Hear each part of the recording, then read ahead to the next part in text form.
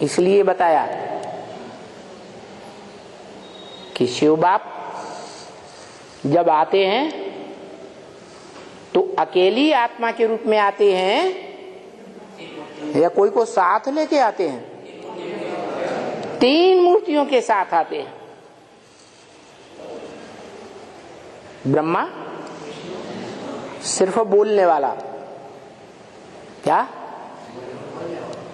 सुनाने वाला और सुनने वाला, बस। दूसरी मूर्ति या ब्रह्मा के बाद स्थापना होने के बाद पुरानेपन का विनाश,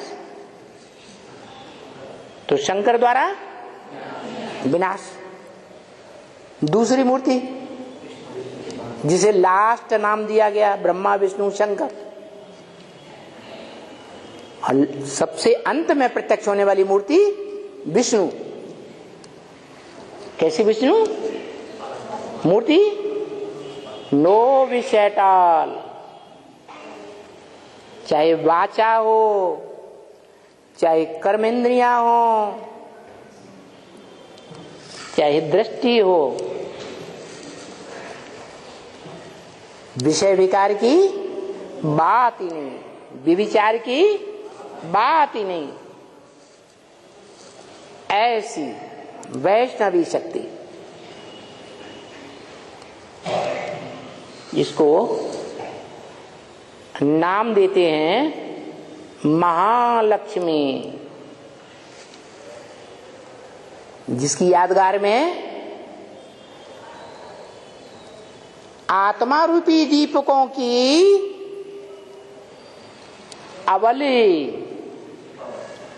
दीपावली जो मनाई जाती है, उस दीपावली में महालक्ष्मी की पूजा होती है। किसकी? महालक्ष्मी की पूजा होती है। तो महालक्ष्मी नाम क्यों पड़ा? लक्ष्मी क्यों नहीं? क्योंकि 2 आत्माएं कार्य करती हैं, एक महाकाली के रूप में और एक महागौरी के रूप में।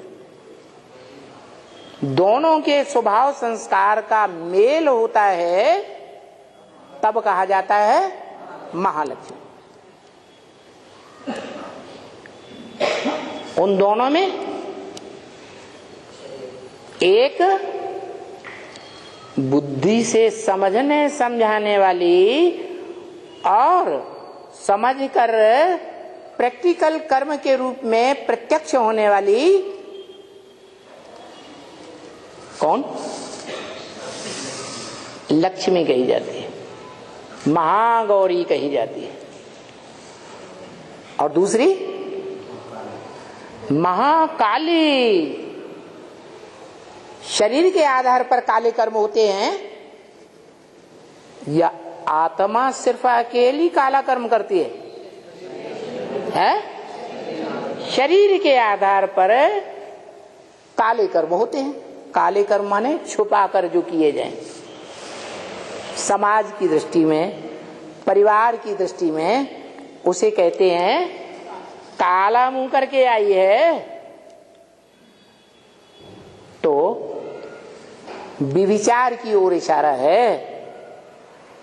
काला माने अनेक रंगों को मिला दो तो क्या हो जाता है? काला रंग हो जाएगा। ये भी सप्तऋषि हैं, 7 प्रकार के नारायण गाए हुए हैं। उन सभी सप्तरंगों को मिला दो, मिक्सचरिटी कर दो तो क्या हो जाता? काला रंग बन जाता। ये भी 7 नारायण हैं जो द्वापर में और कलयुग में आकर के ऊपर से आने वाले धर्म पिताओं के आधार बनते हैं। जो ऊपर से आते हैं वो धर्म पिता, जिनका आधार लेते हैं वो धर्म की माता।